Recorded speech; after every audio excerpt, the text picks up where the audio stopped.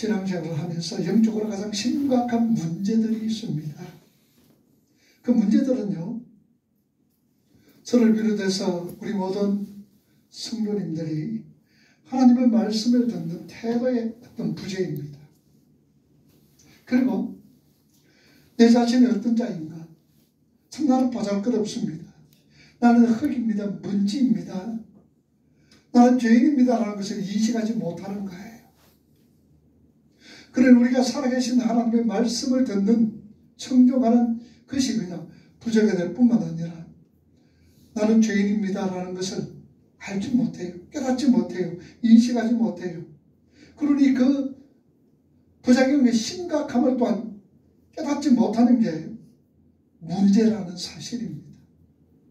이 모든 것은 우리가 하나님의 말씀을 바르게 온전히 듣지 못하는 데서 비롯되어지는 거예요. 말씀을 바로 듣는다면 우리 그릇된 행위 그리고 어그러진 삶의 면모를 깨달아 알 것입니다. 말씀은요, 우리 성도들의 거울입니다. 삶의 거울이에요. 우리 얼굴이 예쁘게 화장하려면 또한 실수가 없으려면 거울을 자주 봅니다. 보면서 고칠 것은 고치고 또 수정할 것은 수정하는 거예요.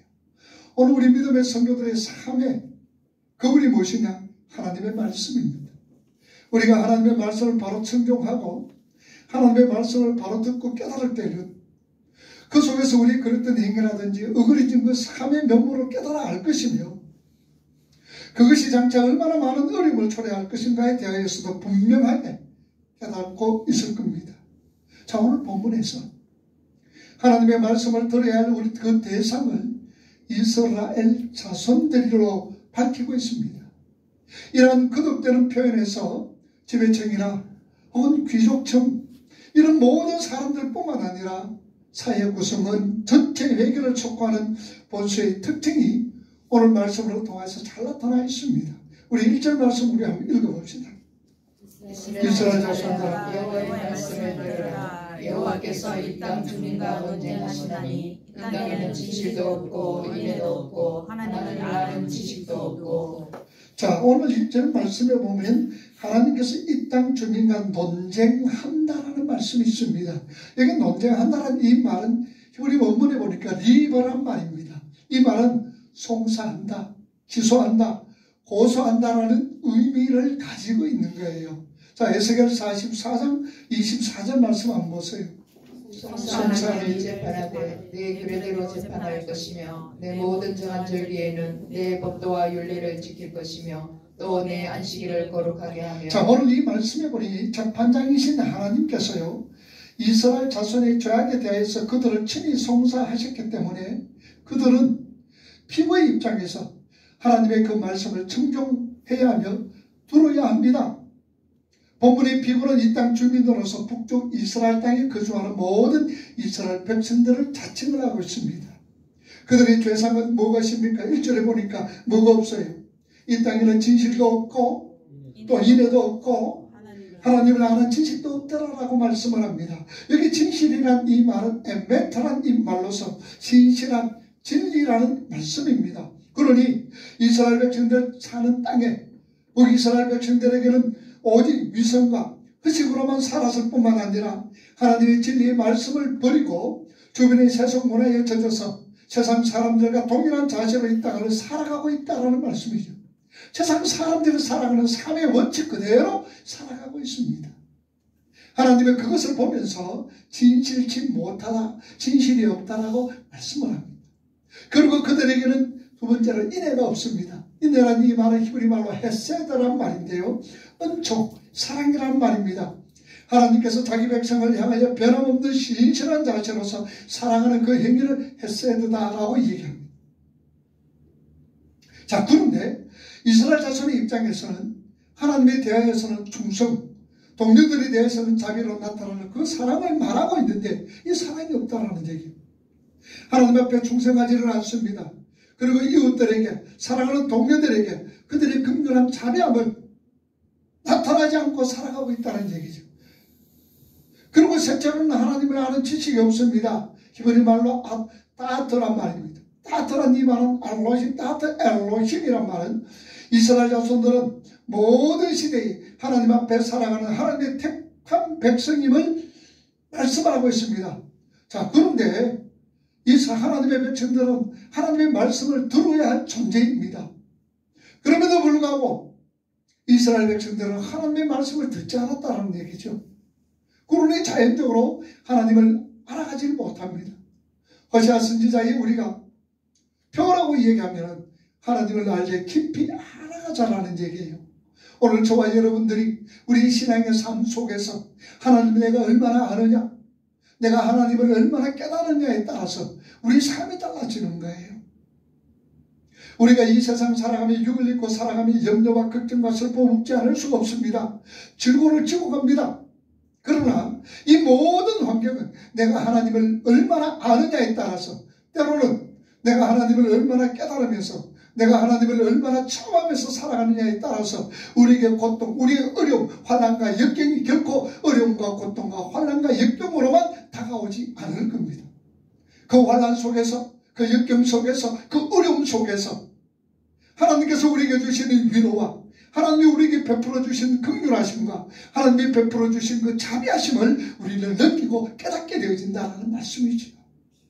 그래서 우리가 신앙생활함에 있어서 가장 중요한 것이 있다면 하나님을 알 때 깊이 알자라는 얘기예요. 이스라엘 백성들은요, 하나님의 말씀을 듣지 않은 거예요. 아는 지식이 없다라는 사실입니다. 오늘 저와 여러분들이 우리가 이 세상에 살아가며 하나님의 말씀을 들어야 할 존재입니다. 그런데 우리는 세상을 살아가면서 많은 말들을 들으면서 살아갑니다. 부모님의 말씀, 선생님의 말씀, 친구들, 직장 동료들, 상사들, 많은 말들을 살아가고 있죠. 그래서 사람들은 하루에 눈을 탁 떠서 저녁에 잘 때까지 잠꼬대도 하잖아요. 그때까지 얼마나 많은 말이 하느냐, 몇 가지 정도 하겠어요? 얼마나 하겠어요? 우리가 말을 아침에 눈을 떠서 밤에 잘 때까지 얼마만큼 우리가 말을 할까요?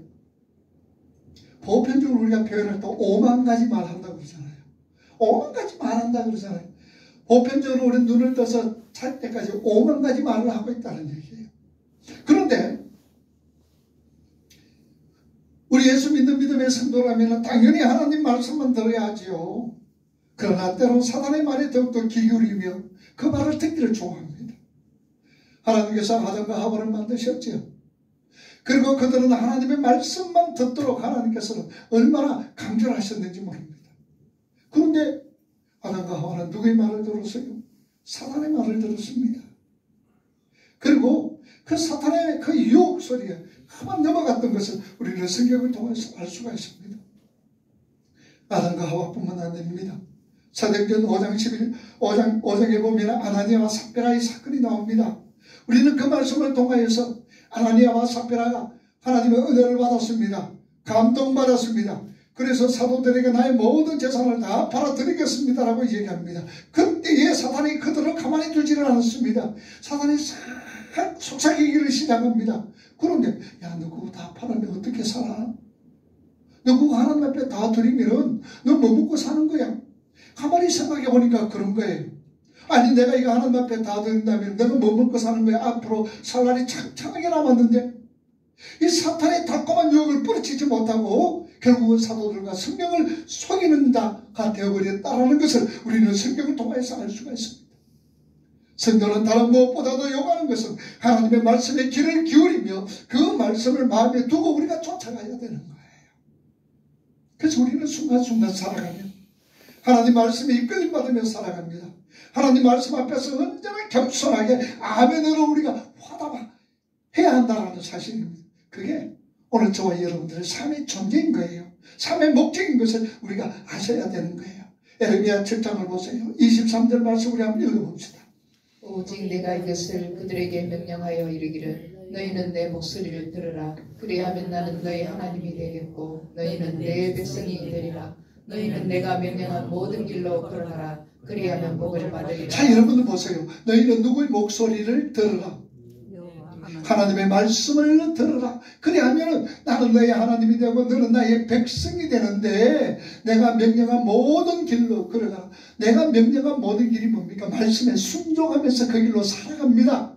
그 길로 이끌림 받습니다. 그럴 때에 그리하면 뭘 받으리라? 사람들 복종하죠. 복종하죠. 그런데 이 복은, 진정한 복은 세상에서 주는 것 아니에요. 진정한 복은 하나님께서 주시는 거예요. 그런데 하나님께서 어떤 자에게 주신다? 내가 명령한 모든 길로 걸어갈 때에 하나님이 복을 주신다라는 말씀이에요. 그래서 우리는 하나님 말씀에 귀를 기울이셔야 돼요. 하나님 말씀 듣는 걸 좋아하셔야 돼요. 하나님 말씀 듣는 걸 우리가 기뻐하셔야 돼요. 그리고 삼하셔야 된다는 말씀입니다. 그럴 때에 하나님께서 우리를 이끌어 가십니다. 그리고 그렇게 하나님께 이끌림 받는 자에게는 하나님께서 풍성한 은혜로 채워주시는 거예요. 아멘. 오늘 본문 2절 말씀 한번 봅시다. 오직 저주와 속임과 살인과 도둑질과 하는 분이요 포악하여 피가 피를 이으리라. 자, 이 말씀에 보면요, 여기에서 전개가 되면 날 되는 제목은요, 모두 일전에 열거한 진실인의 하나님을 아는 지식이 없는 나무의 뿌리에서부터 자연분을 받아서 열리는 아주 자연스러운 행위인 거예요. 자, 그들은 인애와 진실과 하나님을 아는 지식이 없고 그 대신에 뭐가 열렸습니까? 저주. 히브리 말로 알로란 말이에요. 신의 이름으로 누구에게 불행한 일이 닥치도록 맹세하며 저주하는 그 행위, 그게 저주인 거예요. 신의 이름으로, 하나님의 이름으로 여러분들을 저주하는 거, 그게 저주인 거예요. 그런데 그 저주가요, 하나님께서는 우리 하나님의 백성들이 저주하는 걸 좋아하지 않아요.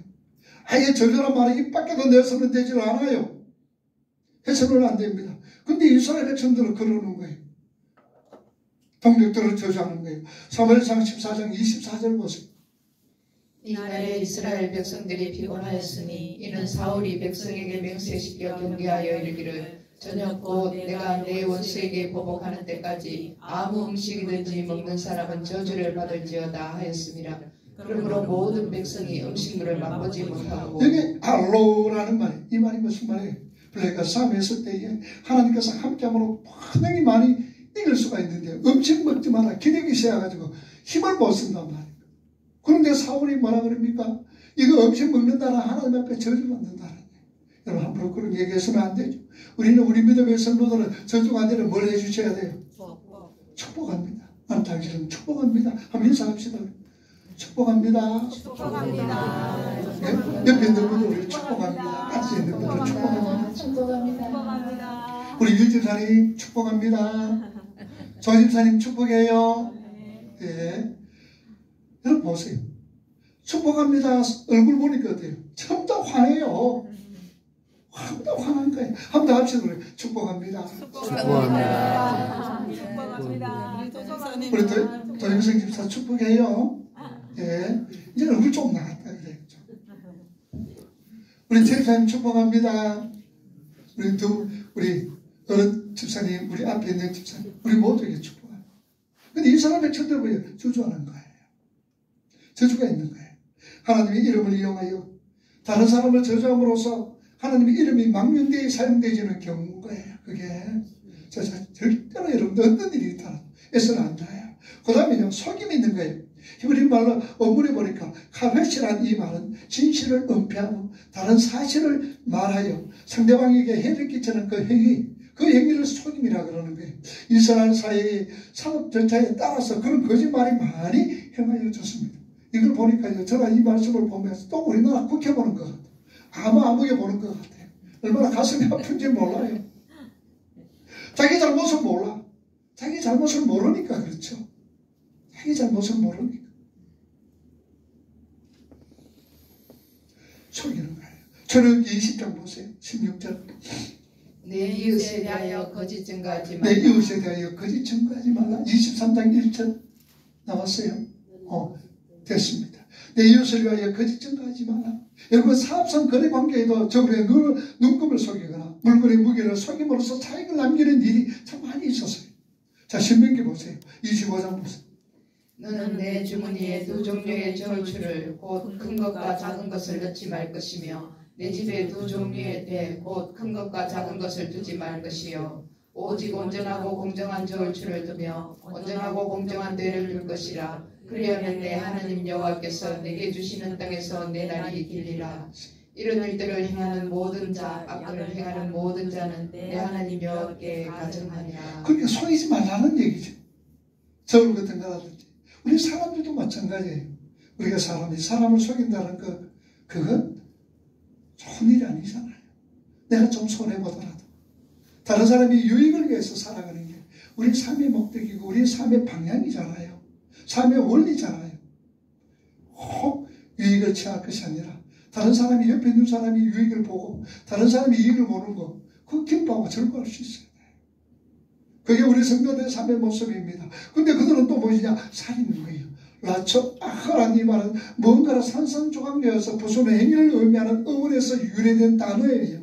그리고 사람을 죽이되 적대감을 가지고 아주 잔혹하게 살해하는 그런 행위가 그들에게는 있었다라는 얘기죠. 민수기 35장 16절 보세요. 만일 찰련장으로 사람을 쳐 죽이면 그는 살인자니 그 살인자를 반드시 죽일 것이요. 이렇다는 얘기예요. 그리고 그들에게는 도덕질입니다. 남의 소유를 불법적으로 훔치는 그 행위지요. 그리고 가염이 있습니다. 그런데 이 모든 것을 여러분들 보세요. 2절 말씀에 보면은 뭐라 그랬어요? 한번 읽어보세요. 오직 저주와 속임과 살인과 도덕질과 가는 뿐이요. 뭐하여? 포악하여라고 있습니다. 이렇게 포악하여라는 이 말은요. 막혀있던 것이 거침없이 터지는 모습을 얘기하는 거예요. 그러니 그들에게는요. 저주라든지 속임이라든지 살인이라든지 도덕질이라든지 가늠이라든지 막힘없이 그냥 팍 폭풍수처럼 터져가고 있다는 사실은 이렇게 5가지 죄악들이 이스라엘 사이에 거침없이 쏟아져 나왔다는 얘기예요. 그러니까 어떻습니까? 2절 말씀 보세요. 피가 피를 뒤이음이었더라. 피가 피를 뒤이었다는 얘기예요. 피가 끊이지 않고 흘러넘쳤으며 그 흘러넘치는 피가 막연하다는 사실을 강조하는 그런 표현입니다. 여러분, 피는 뭘 의미합니까? 사람의 생명을 상징합니다. 이 피가 흘러서 만연하다는 것은 곧 범죄로 말미암아 무한 생명이 죽게 되었으며 그러한 일이 사회 전체에 계속해서 사람을 죽음에 이르게 하는 극악한 범죄가 자행되고 있음을 말씀을 합니다. 한마디로 호세아 당시 이스라엘은 하나님 앞에 마땅히 갖춰야 할 것, 간직해야 할 것, 또한 지켜야 할 것을 다 잃어버린 반면에 버려야 할 것, 가까이 해서는 안 되는 것, 행해서는 안 되는 것만을 간직하고 있었다라는 말씀입니다.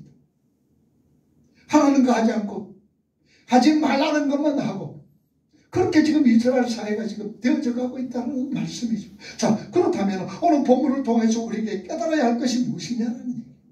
오늘 하나님이 우리에게 주시는 메시지가 무엇이냐는 말씀입니다. 우리의 삶의 자리나 교회 현실 가운데서도 우리가 하나님 앞에 갖춰야 할 것을 갖추지 못하고 지켜야 할 것을 지키지 못하고 헤매야 할 것을 헤매지 않고 도리어 버려야 할 것을 버리지 못하고 수고하고 있지 않는지 우리가 돌아봐야 되는 거예요. 오늘날 교회는 수적으로는 과거보다는 많아졌습니다. 물론 코로나로 인해서 좀 숫자는 적어졌습니다만 참 신앙인 나라 사랑하는 애국자들은 미미합니다. 여러분 33일 독립의 3.1절 독립 이 김인년 3월 1일날 독립만세 운동을 할 때 33인 중에서 30명이 기독교인이었다는 것을 여러분 아셔야 돼요. 여러분 지금 영원히 우리가 나라를 사랑해야 됩니까? 나라 사랑하지 못하고 나라가 세워지지 못하면 우리 예배도 못 드립니다. 예배 드릴 수가 없습니다. 하나님의 이름을 부르지 못합니다. 여러분 북한에 보세요. 오히려 기독교 초기 때는요. 북한이 우리보다 훨씬 더 신앙이 좋았습니다. 엄청나게 그들의 기도도 많이. 그래서 원산 부흥운동, 평양 부흥운동. 그러니까 원산도 북한이잖아요. 평양도 부흥이잖아요. 1909년도, 1905년도 원산에서 평양에서 부흥운동이 일어난 거예요. 그 부흥운동이 전 북한을 휩쓸었고 그리고 남한을 조금 내려오다 말아버린 거예요. 남한은 별로 없었어요. 그런데 하나님께서 6.25로 통하여서 북한의 신앙에 좋은 사람들을 전부 다 남한으로 귀화시켜버린 거예요. 그래서 남한에서는 북한에서 세웠던 교회들, 충행교회라든지 그 다음에 영락교회라든지 이 주민들이 북한 우리 국민들이 세웠던 교회예요. 그리고 대구에서는 북부교회라든지 또 부산에서는 초랑교회라든지 부정교회 이런 어떤 교회들이 큼직한 교회들이 피난민들 다 세웠던 교회인 거예요. 근데 오늘날 어때요? 우리 대한민국이 점점 이 교회가 참된 신앙인 나라 사랑하는 애국인들이 점점 적어져 가고 있다는 사실입니다. 뿐만 아니라 이 세상에서 세상 가운데 지탄의 대상이 되었습니다. 심지어 멸시의 대상이 지금 교회가 되고 있다는 사실입니다. 우리 정신 차리셔야 돼요. 왜 이런 일이 일어났습니까? 해야 할 일을 하지 못하고 하지 말라는 것, 하나님과 동떨어진 삶을 살아가는 결과였던 것을 우리는 아셔야 됩니다. 이 엄중한 말씀을 가슴에 새기고 마땅히 회복해야 할 것을 행하며 버려야 할 것을 버리고 행치 말아야 될 것을 행치 않는, 오히려 우리가 바로 알고 바로 행해야 합니다. 우리가 뭘 바로 알아야 됩니까? 어떻게 행해야 됩니까? 진실과 인애와 하나님을 아는 지식입니다. 우리의 삶 속에서 진실이 나타나야 되죠. 우리의 삶 속에서 긍휼함, 인애가 사랑하는 마음이 나타나야 됩니다. 그리고 하나님을 아는 지식이 날마다 더해 가야 될 줄 압니다. 데살로니가전서 5장 보세요. 21절과 22절 말씀. 범사에 하려 좋은 것을 취하고 악은 어떤 모양이라도 버리라. 자, 범사에 하려 좋은 것을 취하라. 뭐가 좋아요? 우리에게 좋은 게 뭐예요? 진실, 사랑, 하나님을 아는 것. 이게 우리 속에 충만하셔야 되는 거예요. 여러분, 진실하셔야 돼요. 진실은 언젠가는 빛을 드러내게 됩니다. 그리고 긍휼함이 있어야 돼요. 이것을 사랑하는 마음들이 있어야 돼요. 이 모든 것은 우리가 하나님을 아는 지식으로 통하여서 이루어진다는 사실이죠. 버릴 게 뭐예요? 속임수. 또 버릴 게 뭐예요? 여러분들 우리 속에서 내가 버려야 될 게 뭡니까? 거짓된 거. 또 남의 것을, 물론 우리가 남의 것을 설정하는 건 없어요. 그런데 공공 물건이라는 거, 이런 거 아끼지 않는 것도 여러분들 그게 도둑질하는 거예요. 우리가 하나님의 교회 이 물건 아껴셔야 돼요. 그리고 공공 질서를 지키며 또한 우리가 공중변소 화장실에 있는 그 휴지나 그런 것도 우리가 아끼셔야 돼요. 우리 예수 믿는 사람들은 남의 거라고 함부로 해서는 안 돼요. 어떤 분들 보면 그래요. 어떤 분 보면요,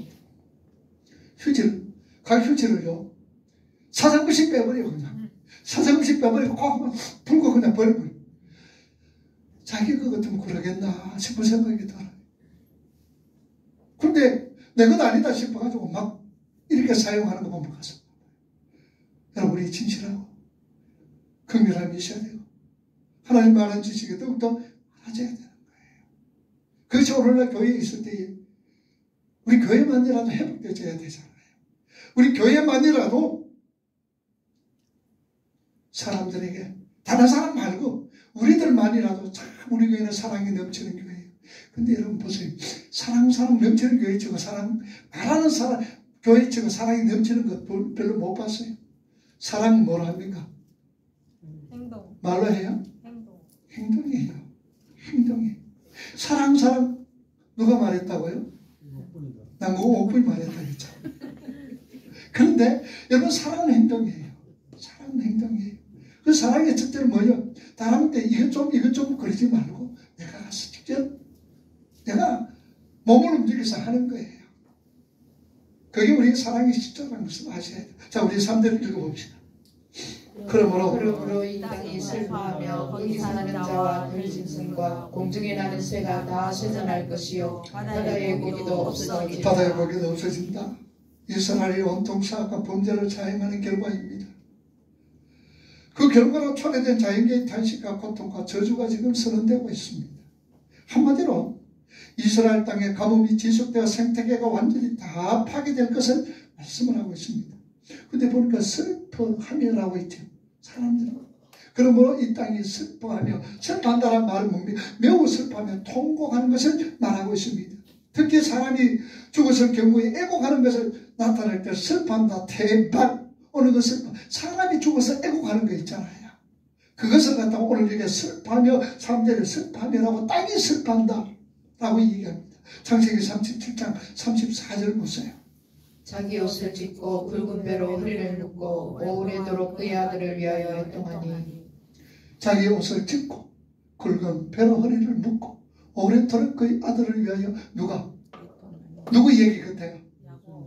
야곱이 얘기지요. 37장은 요셉의 얘기입니다. 요셉이가 팔려가 죽었다라는, 팔려갔다 소리도 안 하잖아요. 죽었다 그러니까 지금 야곱이 자기 옷을 찢고 굵은 벼로 허리를 묶고 오랫동안 그 아들을 위해서 애통한다. 여기 애통한다는 말은 태에발이에요. 여기 오늘 나오는 땅이 슬퍼한다는 말이에요. 자, 사무엘상 6장 19절 한번 봅시다. 베스메스 사람들이 여호와의 궤를 들여다본 까닭에 그들을 치사 70명을 죽이신지라. 여호와께서 백성을 쳐서 크게 살육하셨으므로 백성이 슬피 울었더라. 울었더라. 여기서 태에발이래. 땅이 그렇게 지금 통곡하고 있는 거예요. 땅이 심히 슬퍼하며 통곡한다는 것은 뭡니까? 하늘에 내리는 비가 중단되었습니다. 땅이 바싹 말라 농작물이 다 시들어 죽어버리는 것을 비유적으로 나타내는 표현입니다. 그 결과 땅에 가는 자들뿐만 아니라 모든 피조물들이 다 굶어 병들거나 죽었으며 바다의 물고기도 없어질 것이다. 우리 허집사님 요새 바다 물고기가 많습니까? 없습니다. 땅이 말라. 없어요. 봐요. 바다 물고기 예전보다 괜찮아요. 오염이 돼가지고 그런지. 오염이 돼서. 네, 바다. 땅이 슬프더라. 바다가 지금 슬퍼하는 거예요. 뭐 때문에? 뭐 때문에 그래요? 자, 거기 사는 자들, 거기 보니까 거기 사는 자들, 거기 사는 자의 델짐승과 그래. 거기 사는 자는 뭐냐? 거주하는 자, 거주하는 사람들. 그러니까 이스라엘 범죄와 타락으로 인하여서 온 피조계가 다 저주를 받게 된다는 사실을 우리가 보여주는데, 이러한 피조계 전체가 미치는 저주는 결국 범죄한 사람에게 주어지는 죄악에 대한 징벌이 얼마나 극심한가를 우리에게 잘 보여주고 있습니다. 사람은요, 하나님께서 피조계의 왕으로 중보자로 만물을 다스리는 자로 하나님께서 세워주셨습니다. 여러분, 아담과 하와를 하나님이 창조하셨어요. 그죠? 그리고 동산 중앙에 뭘 놔두세요? 생명나무와 선악과. 선악을 알게 하는 나무의 실과를 다 두셨어요. 그 두셨던 이유가 뭐라고 그랬어요? 하나님께서. 그 이유. 왜 동산 중앙에 아담이 눈만 탁 뜨고 하와가 눈만 탁 뜨면 그 동산 중앙에 있는 선악을 알게 한 나무의 실과가 맺는 그 나무를 갖다가 왜 동산에 두셨다 그랬어요? 그 이유가 뭘까요? 너희 위에 하나님이. 아이고 잘한다. 학교 가면 물으면 학생들 그거 잘 몰라. 학생들은 절대로 잘 모릅니다. 온 우주 만물은 누가 만드셨어요? 하나님이 만드셨어요. 그리고 하나님이 모든 것 다 주관하십니다. 그리고 사람을 하나님의 형상대로 만들었습니다. 그러면서 하나님이 사람에게 뭐라고 그랬어요? 생육하고 번성하며 충만하며 땅에 다스리라 그랬어요. 그러니 모든 피조물 중에서 제일 상위가 누구예요? 사람인 거예요. 그러니 사람들이 땅에 충만하고 땅을 다스리며 정복하라고 하나님께서는 사람에게 명령하셨고 그런 은혜를 주셨단 말입니다. 그리고 나서는 선악을 알게 하는 나무의 실과를 맺는 그 나무를 동산 중앙에 탁 두신 것은 무엇이냐? 너 위에 내가 있다라는 거. 너를 내가 다스린, 너는 피조물의 어떤 세웠지만 너를 다스린 자가 있다라는 것을 늘 기억해라. 그 의미 속에서 동산 중앙에 그 선악을 알게 하는 나무를 탁 심어놨다. 그러면은 아담은 그것을 보면서, 하와는 그걸 보면서 뭘 생각해야 돼요? 하나님을 생각하는 거예요. 땅을 잘 다스리면서 너를 다스리는 자는 하나님이다. 나를 다스리는 자는 하나님 한 분밖에 없다라는 것을 늘 기억하라 그 말입니다. 그러면은 우리가 다스림을 받는다는 게 뭐예요? 말씀, 그분이 하시는 말씀에 순종하고 그분이 하시는 말씀에 이끌림 받으면서 살아가는 것, 그게 다스림 받는 것 아니에요? 우리 부모가 자녀를 다스린다는 게 뭡니까? 바로 자녀들은 부모님 말씀에 순종하면서 살아가는 것, 그걸 의미하고 있잖아요. 오늘도 여러분들, 우리는 누구의 말을 들어야 돼요? 누구의 다스림이 있어야 돼요? 하나님의 다스림입니다. 오직 여러분들 하나님 말씀만 들으셔야 되는 거예요. 들으셔야 돼요. 물론 어디에서 들어라? 주 안에서. 부모님 말씀도 들어야 되죠. 우리가 10계명, 5계명 공부를 하면서 네 부모를 뭐하라? 공경하라. 네 부모를 공경하라. 이는 네가 땅에서 잘되고 장수하리라. 그 결과잖아요. 부모 공경에서는 이유가 없습니다. 무조건 우리 부모님을 공경하셔야 돼요. 간처럼 귀하게 여기셔야 돼요. 그래서 부모 공경은 너희들이 조건이 없다. 잘났든지 못났든지 많이 배웠든지 적게 배웠든지 재물이 있든지 없든지 그거 따지지 마라. 네가 그 자녀라면은 부모님을 간처럼 귀하게 여기면서 사랑해야 되고 공경해야 된다. 그게 말씀이에요. 그러면은 자녀들은 부모님 말씀을 들을 때는 딱 다 듣는 게 아니죠. 주 안에서 순종하라. 하나님 말씀이 우선되어진다는 거 아셔야 돼요. 자, 그러니까 우리 피그의 왕이자 중보자로 만물을 다스리는 자리에 하나님이 두셨잖아요. 창세기 1장 28절 보세요. 하나님이 그들에게 복을 주시며 하나님이 그들에게 이르시되 생육하고 번성하여 땅에 충만하라. 땅을 정복하라. 바다의 물고기와 하늘의 새와 땅에 움직이는 모든 생물을 다스리라 하시니라. 자, 그러기에 사람은요, 사람의 타락은 단지 사람의 범죄, 아담의 범죄, 내 자신의 범죄 이것뿐만 아니라 그 사람에게 내려지는 심판에 그치지 않고 사람을 통하여 대표하는 모든 피조물 전체의 타락과 소멸과 파괴로 이어진다라는 말씀이에요. 창세기 3장 17절에서 19절 보세요. 아담에게 이르시되 내가 내 아내의 말을 듣고 내가 내게 먹지 말라 한 나무의 열매를 먹었은즉 땅은 너로 말미암아 저주를 받고 너는 내 평생에 수고하여야 그 수산을 먹으리라. 땅이 내게 가시는 물과 뭉키를 낼 것이라. 네가 먹을 것은 마채 채소인즉 내가 흙으로 돌아갈 때까지 얼굴에 땀을 흘려야 먹을 것을 먹으리니 내가 그것에서 죄함을 입었느니라. 너는 흙이 흙으로 돌아갈 것이라 하시니라. 아멘. 이런 성경의 증거는요, 공허한 말이 아니죠. 사실 제가 점점 누적되어가는 오늘 우리의 삶 자리에서 가장 확연하게 확인할 수가 있습니다. 우리가 살고 있는 자유 환경을 살펴볼 때에 이산화탄소가 얼마나 많이 배출되어 있습니까?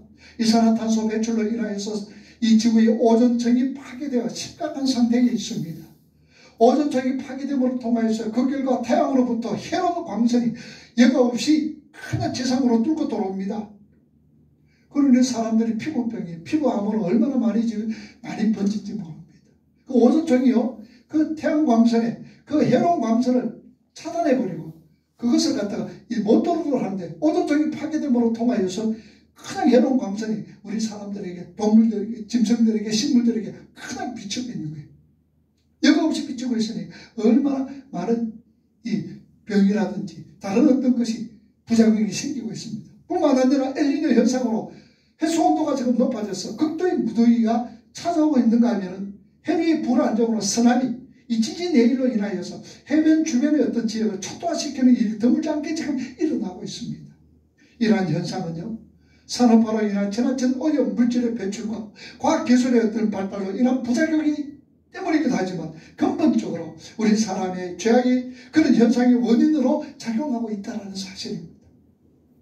더욱 불행한 일은요, 땅이 슬퍼하고 피조물이 쇠탄하게 되는 정도로 그치게 되는 것이 아닙니다. 직접적인 그 원인 제공자인 사람에게 고스란히 우리가 되돌려 우리가 받고 있다는 얘기죠. 그래서 땅에 은근기를 냅니다. 경쟁하는 농부가 고통을 당하지요. 오존층이 파괴됩니다. 엘니뇨 현상, 라니냐 현상으로 인하여 수많은 사람이 극심한 추위를 당하고 혹은 무더위, 홍수, 가뭄으로 고통을 당하고 있습니다. 녹조 현상으로 인하여 물고기가 떼준장하고 있으며 양식업자들이 얼마나 많은 고통을 당하고 있습니까? 이 생태계 파괴로 인한 해충의 급증으로 말할 수 없는 재난이 사람들에게 지금 덮치고 있습니다.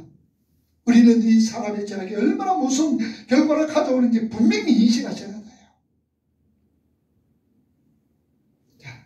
그러므로 우리는 참으로 하나님의 자비하심, 하나님의 긍휼하심, 하나님의 관대하심, 하나님의 인애하심, 하나님의 사랑 많으심만 아니라 그분은 공의로우시며 행한 대로 심판하시는 분이심을 늘 잊지 말아야 돼요. 하나님 우리를 얼마나 사랑하는지 모릅니다.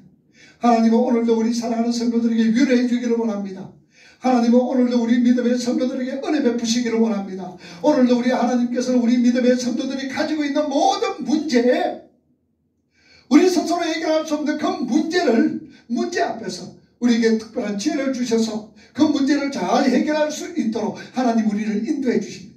하나님 우리를 지키시되 어떻게 지키십니까? 졸지도 아니하시고 주무시지도 아니하시며 우리를 지키시고 보호해 주시는 분이십니다. 우리 머리털까지 세신받으신 우리 하나님, 멀리서도 우리 안고 일어섬을 하시는 우리 하나님이 우리 아버지시다라는 말씀입니다.